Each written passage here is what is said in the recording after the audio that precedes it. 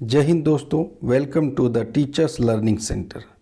Teachers learning centre के इस video में आपका स्वागत है। आप देख रहे हैं पशुओं के प्रकार। इस वीडियो के माध्यम से आप जान पाएंगे कि सीटेट की और जितने भी टेट हैं यानी टीचर्स एग्ज़ाम हैं उसमें जानवरों से सवाल 100% आते हैं।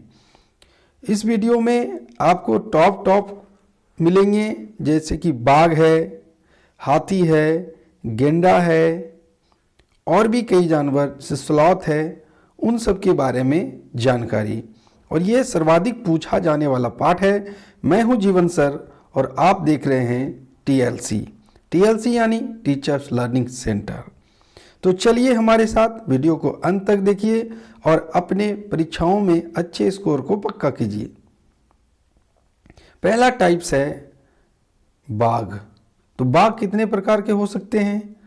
तो बाघ होते हैं इंडो चाइनीज, बाघ होते हैं साइबेरियन, बाघ होते हैं बंगाल टाइगर, इसको रॉयल बंगाल टाइगर भी कहा जाता है। मलायन टाइगर होते हैं, साउथ चाइना टाइगर होते हैं और होते हैं सुमात्रन टाइगर। चलिए बाघों के बारे में इंपॉर्टेंट फैक्ट्स को जान लेते हैं और इसके बारे में बहुत अच्छी जानकारी दूंगा। वीडियो को लाइक जरूर कीजिएगा, सब्सक्राइब करके नोटिफिकेशन को दबा लीजिए और अंत में हमें बताइएगा क्या वाकई वीडियो अच्छा था कि मैंने ऐसे ही कहा था। तो चलिए देखते हैं बाघ के फैक्ट को। बाघ का वैज्ञानिक वर्गीकरण, बाघ का वैज्ञानिक नाम है पैंथेरा टिग्रिस, जो कि यहीं से सवाल पूछ दिया जाता है। वर्ग स्तनधारी यानी मैमेलिया में आते हैं। वंश है पैंथेरा और गण होता है मांसाहारी है ये। कुल है फेलिडाए और उपकुल है पैंथेरिनाए। ये वैज्ञानिक वर्गीकरण था। अब जानते हैं बाघ। तो बाघ है भारत का राष्ट्रीय पशु, national animal of India, royal Bengal tiger. जैसा नाम वैसा काम भी है इसका।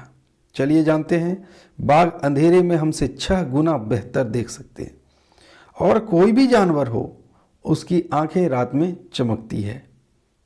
ये रात की तस्वीर है। बाघ का गुर्राना 3 किलोमीटर तक सुना जा सकता है। देंगे लाजवाब जानकारी, बने रहिएगा अंत तक।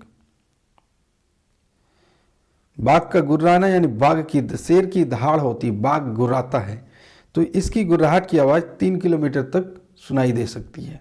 बाघ मौका अनुसार अपनी आवाज़ बदल सकता है।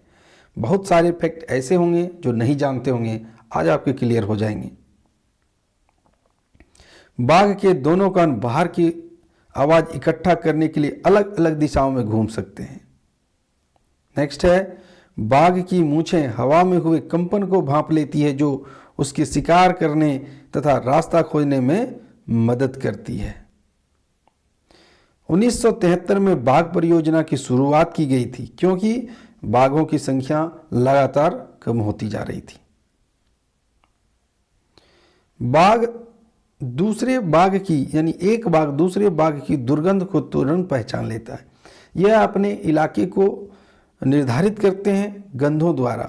ये पेशाब भी करते हैं कुत्तों की तरह अपने इलाकों में, ताकि वहाँ इसका निर्धारित किया जा सके सीमा। अब आप देख पाएंगे यहाँ पर टाइगर रिजर्व्स। तो कहाँ कहाँ टाइगर रिजर्व्स हैं वो आप देखिए तो पाएंगे कि लगभग सभी राज्यों में टाइगर रिजर्व है, कुछ ठंडे प्रदेशों को छोड़कर और मरुस्थलीय भागों को छोड़कर।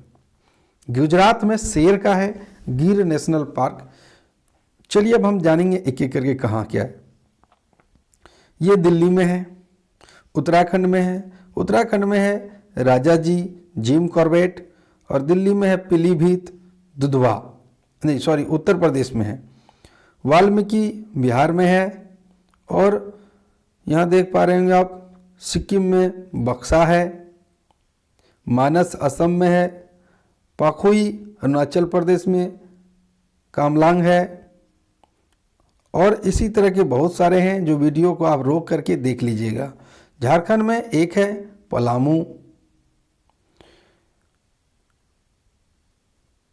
बाकी को आप आराम से देखिएगा, वीडियो को रोक करके। पेरियार भी है केरल में। सतपुड़ा है मध्य प्रदेश में। अगर मैं इसको ही पढ़ता रहूं तो वीडियो लंबी हो जाएगी, आप इसको रोक करके देख लीजिएगा कौन कौन से राज्यों में है। इसके अगले पॉइंट को देखते हैं। टाइगर की दौड़ने की रफ्तार 60 किलोमीटर प्रति घंटा हो सकती है। टाइगर लगभग 8 मीटर की दूर और 5 मीटर ऊंची छलांग लगा सकते हैं, यानी 8 मीटर लंबी और 5 मीटर ऊंची ये छलांग लगा सकते हैं। 8 मीटर बहुत होता है दोस्तों, 8 तिया 24 यानी लगभग 25 फीट, ये अच्छी होती है। इसका वजन 300 किलो तक हो सकता है एक वयस्क शेर बाघ का। बाघ की औसत उम्र 10 से 15 साल होती है, लेकिन विशेष परिस्थितियों में ये 25 साल तक जीवित रह सकते हैं और ऐसा पाया भी गया है। अपने इलाके को चिन्हित करने के लिए पेड़ों को खरोच कर पंजे से निशान बनाते हैं। इसके अलावा अपने मूत्र को भी उपयोग में करते हैं। हमने कहा था अभी थोड़ा देर पहले आपको कि ये जिस प्रकार कुत्ते अपने एरिया का निर्धारण करते हैं, उसी प्रकार बाघ पंजों को से खरोचते हैं पेड़ों को और मूत्र का भी उपयोग करते हैं इलाका बनाने के लिए। जब बाघ को बहुत भूख लगती है तो ये जल्दी जल्दी खा लेते हैं और इसे भूख भी बहुत जल्दी लगती है। ये 2-3 हफ्ते भूखा रहे तो इनकी मौत भी हो जाएगी, जबकि एक सामान्य व्यक्ति 30-40 दिनों तक बिना खाए जिंदा रह सकता है, लेकिन बाघ ऐसा नहीं कर सकता है। बाघ को बहुत ज़्यादा भूख लगता है, ये ज़्यादा खाते हैं। बाघ अपने शिकार का गला घोंटकर मारता है। इसके अलावा गले की नस काटने के बाद खून की कमी से भी शिकार मर जाता है। ये गले में देखा होगा आपने, सीधा वार करता गले में पंजे से। आपने बहुत सारे जानवरों को भी शिकार करते, मैं आपको तस्वीर में भी दिखाऊंगा। ये देखिए, इन्हें घात लगाकर शिकार करना पसंद है। वैसे तो ये रात में शिकार करते, लेकिन मौका मिलने पर दिन में भी हमला करते हैं। देखिए कैसे झाड़ियों में छुप करके शिकार कर रहे हैं। ये घास के मैदानों में आसानी से छुप सकते हैं, बड़े बड़े घास के मैदान। साइबेरियन बाघ दुनिया के सबसे बड़े बाघ होते हैं। इनकी लंबाई 3.5 मीटर और इसका वजन 300 किलो तक हो सकता है। हमने आपको पहले ही बताया है। अब ये देख लीजिए आप, ये है साइबेरियन बाघ। सुमात्रा इंडोनेशियन का एक आइलैंड है। यहाँ पर पाए जाने वाले बाघ दुनिया के सबसे छोटे बाघ होते हैं। एक वयस्क सुमात्रा बाघ की लंबाई 2 मीटर और वजन केवल 100 किलोग्राम होता है। तो देखिए कितना 200 किलोग्राम का अंतर है और 1.5 मीटर की लंबाई भी कम होती है। देखिए मैंने यही कहा था, ये सिर पर वार करते हैं, ये गर्दन को पकड़ते हैं। एक वयस्क बाघ एक बार में 40 किलो तक मांस खा सकता है।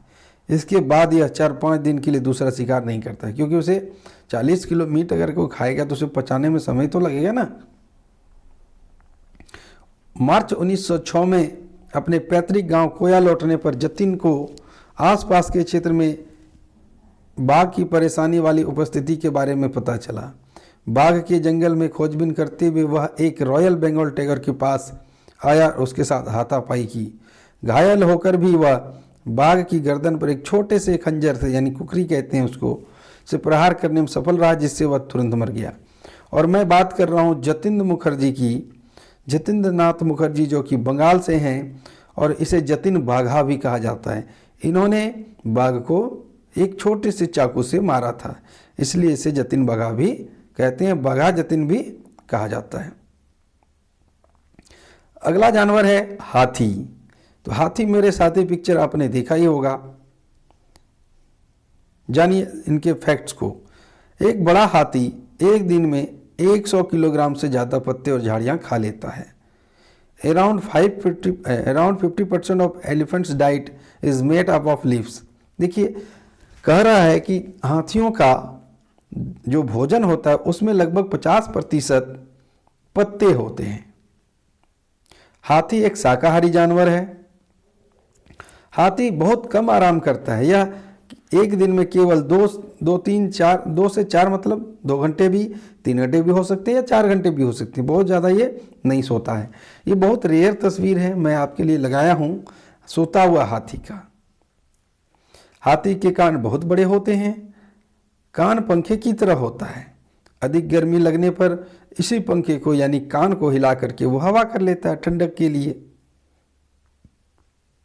हाथियों के झुंड में केवल हथनियां और बच्चे ही रहते हैं, वयस्क हाथी झुंड में नहीं रहते। ये है हाथियों का झुंड, इसमें वयस्क हाथी नहीं रहता है। हाथी के एक झुंड में 10 से 12 हथनियां और बच्चे हो सकते हैं। अगला पॉइंट है, झुंड के सबसे बुजुर्ग हथनी पूरे झुंड के नेता होती है। अब देख रहे हैं कितनी बुजुर्ग हो गई, इसका सूंड तक घिसट रहा है नीचे। हाथी 14 से 15 साल तक ही झुंड में रहता है, उसके बाद वह झुंड छोड़कर अकेले रहने लगता है। यानी जो छोटे छोटे हैं वो अभी झुंड में हैं, जब वो बड़े हो जाएंगे 14-15 साल के हो जाएंगे तो अपना झुंड छोड़ करके अलग रहने लगेंगे।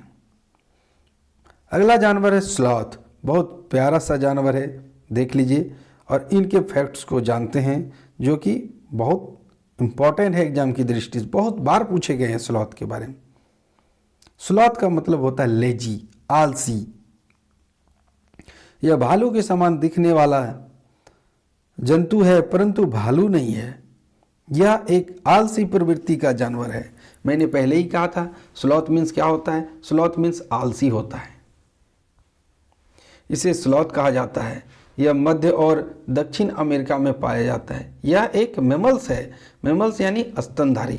स्तनधारी उनको कहते हैं जो बच्चे को जन्म देते हैं और बच्चे को दूध भी पिलाते हैं। फिर से आपसे रिक्वेस्ट करता हूँ, मुझे सब्सक्राइबर की ज़रूरत है। मैं आपके लिए वीडियो अच्छे लाऊंगा।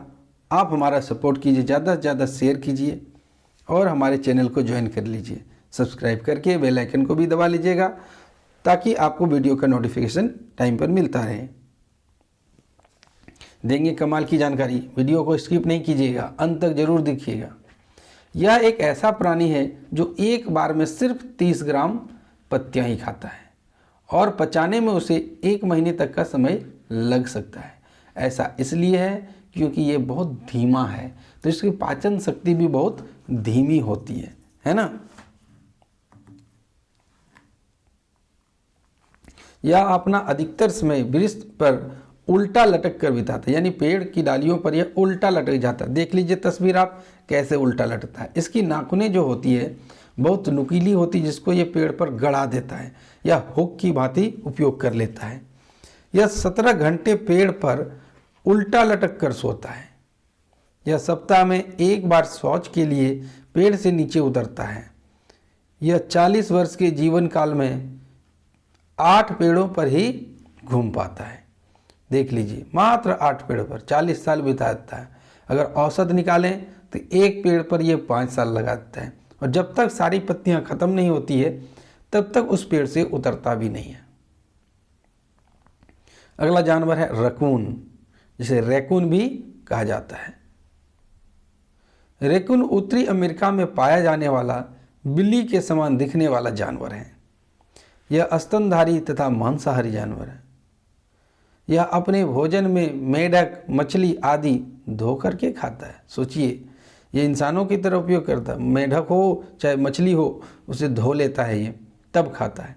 रैकून अपनी स्मरण शक्ति के लिए काफ़ी विख्यात है, यानी इसकी स्मरण शक्ति, याददाश्त काफ़ी तेज है। इनका वजन करीब 3 किलो से 9 किलो के बीच हो सकता है।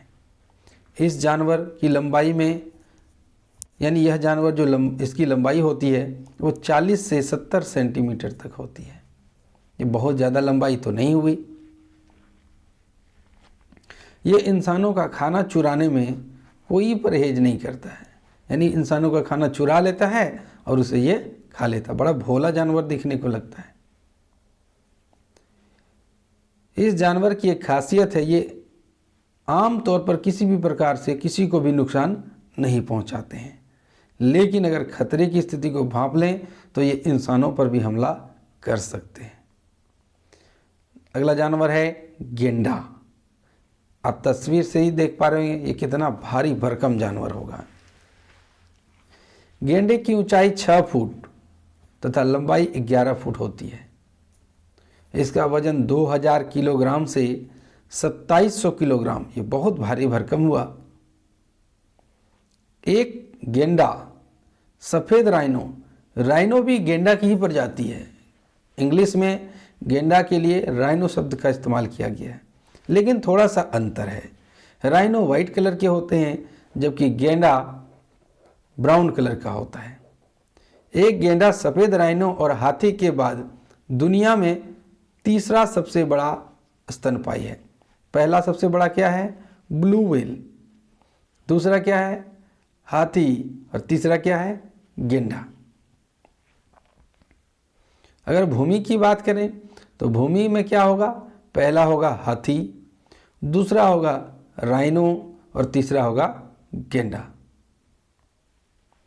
गेंडा अफ्रीका का सबसे खतरनाक जानवर है। इनकी खाल से बुलेट प्रूफ जैकेट बनाई जाती है। गेंडे की विशेषता थूथन की ऊपरी सतह पर सींग और एक मोटी सुरक्षात्मक त्वचा आती है।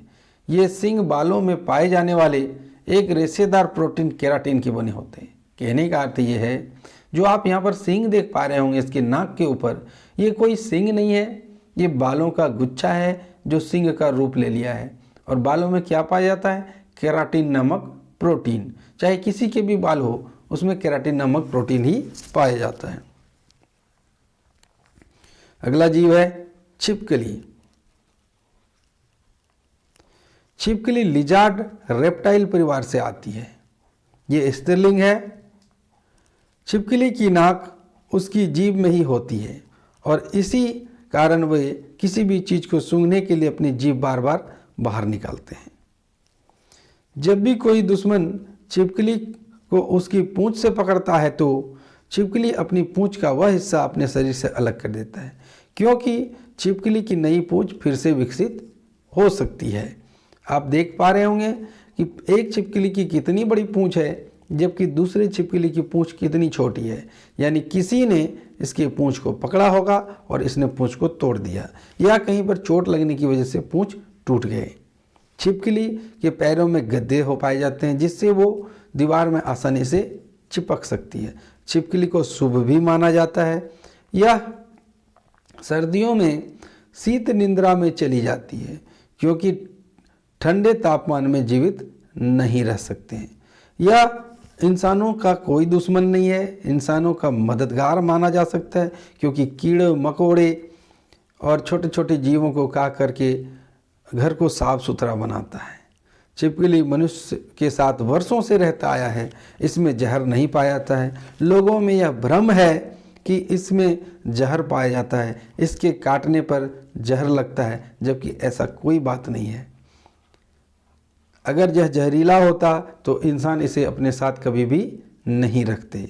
इसके काटने पर जहर नहीं चढ़ता है। यह मच्छर तथा कीटों को खाकर हमारे घर को साफ सुथरा रखता है, हमें कई प्रकार की बीमारियों से बचाता है।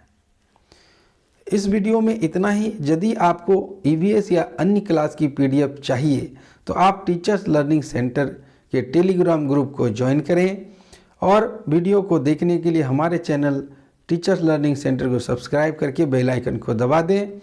यहाँ पर आपको लिंक दिया गया है टेलीग्राम चैनल का, और इस चैनल पर आपने जो भरोसा दिखाया उसके लिए बहुत बहुत धन्यवाद। मिलते हैं अगले वीडियो के साथ।